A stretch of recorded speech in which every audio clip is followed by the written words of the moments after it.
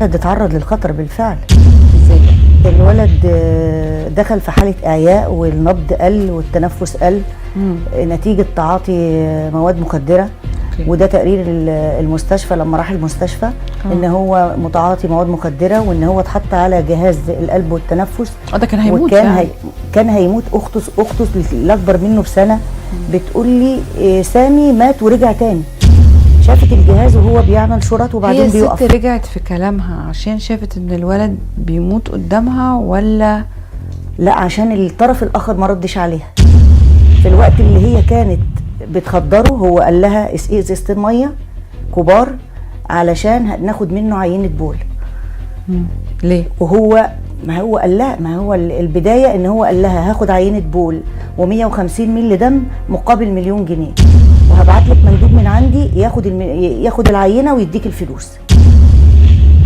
فهي بدات بس تمشي على خطوات معينه، يعني مش انها تشرح وتاخد اعضاء كده. ما هي دي البدايه. البدايه ان هي هتخدره. هي اديته فعلا الميه. عملت هتخدره وتاخد منه بول ازاي ودم؟ هو قال لها كده بس الغرض ان الولد كان هيموت في ايديها. هي مش مؤهله ان هي تاخد منه 150 مللي دم، يعني الكميه كبيره. وبعدين اما كلمته هي خدت، يعني هي محضره السرنجات جنبها والحاجه جنبها. ولا تعرف؟ ما هو ده في حد ذاته ده تعريض الطفل للخطر. تاني خطوه بقى ان هو لما الولد دخل في اعياء واغماء قالت له، كلمته بتتواصل معاه وكل ده لايف وفي فيديوهات بيه. قال لها لا ده هو لسه فايق، اديله حقنه في رقبته. قالت له لا انا مش هديله حقنه في رقبته. قال لها انا ما ينفعش تسحبي منه عينه دم او بول. هو العينه البول هتسحبها بالضغط على بطنه مش بالطريقه الطبيعيه، يعني علشان شرب كميه ميه كتير فهتسحب منه العينه بالطريقه دي. فهو في الوقت اللي هي بتتواصل معاه بقى والولد دخل في اعياء شديد كان هو اتقبض عليه. يعني هي لو كانت استمرت معاه السيناريو كان ان هي الولد هيموت وهتبتدي بقى طب قطعي، بدل ما تاخدي 1,000,000 جنيه طب هناخد كليه وتاخدي 5 مليون، طب هناخد طلعي العين وهناخد كذا، لغايه ما توصل. هي كانت موافقه على ده؟ هي كانت موافقه تبيع كليه للولد. فهو قال لها هاخد على انه هيموت ولا لا؟ طفل 8 سنين هناخد منه كليه احنا يعني. هو اقنعها بايه؟ الفلوس. هي عرضت نفسها الاول. يعني كانت هتموته قصدي. اكيد هي عرضت نفسها ان هي نزلت على الموقع بتاع بيع الكلى في مصر ان هي عايزه تبيع كليتها. فدخل لها الشخص ده وكلمها قال لها احنا ما بناخدش كبار، احنا بناخد من 7 ل 18 سنه. وهي قايله الكلام ده في التحقيقات. بناخد من سن 7 سنين ل 18 سنه. قالت انا عندي ولادي. معلش بقى بالراحه عشان انت قلتي كلام كده. انا اللي عندي اعياء دلوقتي. هي اخدت الولد خدرته وبعدين قال لها مش هينفع تسحبي منه الدم ده وهو لسه صاحي كده، اديله حقنه في رقبته. رفضت. ليه رفضت؟ خافت. قالت له هو الولد هيموت، الولد مغمى عليه. يعني هي ما كانتش عايزه تموته؟ كانت عايزه تبعت العينات عشان لو العينات مناسبه هيبعتوا ياخدوا الولد، ياخدوا منه بقى، يفتحوا ياخدوا الكليه. بس مش عايزاه يموت، عايزه تبيع الكليه بس. هي مش برغبتها، هي عرضت حياته للخطر.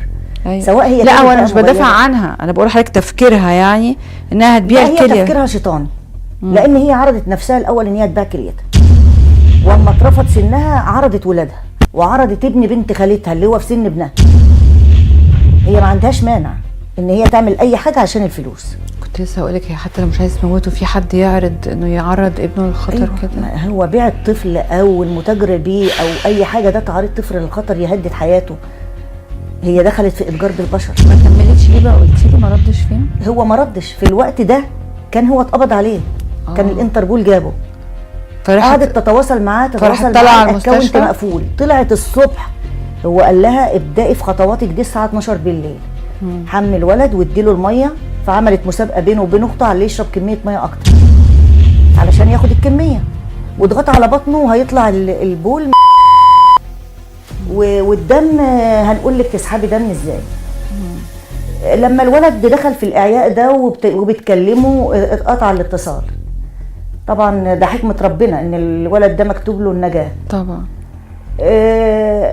الكلام ده قعدت للصبح محاولة اتصال بيه علشان تكمل، فهو ما ردش. قامت اخده الولد واخده البرشام اللي هي ادته وراحت المستشفى خاص، وقالت لهم ده هو اخد البرشام ده من ورايا. عملوا له غسيل معده وحطوا له على جهاز التنفس وطلعوها اخر النهار، بس قالوا لها روحي المستشفى حكومي لان الولد تعبان ومحتاج يتحجز. هي طلعت على البيت خافت يتعمل لها محضر اهمال، ونشرت على الفيسبوك ان الولد تعبان وكنت في المستشفى وخرج. اليوم ده بالليل كان الاسم قبض عليه واترحلت على القاهره. يعني هي عناية ربنا تدخلت علشان الولد ده ينجح. انقذته طبعا. اما فرغوا الفيديوهات اللي مع الولد طلعوا مع الولد اللي بيني وبينك عليه. رجال الامن برضو سرعتهم انهم يقبضوا على واحد في الكويت يعني لا عشان ينقذوا ناس تانية. والسريه وفعلا الوقت السرية قليل فعلا. جدا، الوقت قليل جدا. يعني ما حدش متخيل ان هم يعني ماشيين في الداخلية السكه دي فعلا يعني لا ده يعني سكتت وراحت. احنا نرفع لهم القبعه. الناس عملت جهد غير عادي وجابته وهو على تليفونه واجهزته كل الفيديوهات اللي متواصل معاه. وفي بلد تانية هو متواصل مع 9 اشخاص في جمهوريه مصر العربيه، منهم اللي في بورسعيد دي. يعني هي واحده من 9. فربنا سبحانه وتعالى كتب للولد ده. انا ما بعمل له متابعه وقعدت مع الاولاد، فبيقول لي بقول له فاكر ماما يا سامي؟ قال لي لا ماما كانت هتموتني وهتبيع اعضائي. عارف مين؟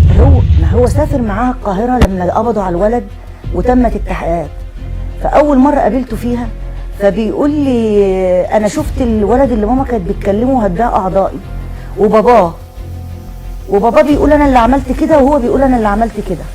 ده فاهم يعني. ولد 8 سنين ما شاء الله لبق جدا وولد جميل. اخته اما شافتها بتصوره وهو بيستحمى وطلب منها تصوره فيديو وهو بيستحمى، قالت لها ماما انت بتصوري ليه؟ قالت لها اصل طالع في رجليه حبوب وعايزه اوريها للدكتور. ما هي مشت على خطوات قبل هو جوزها موجود؟ ها؟ لا هي مطلقه. وفين الولاد دلوقتي؟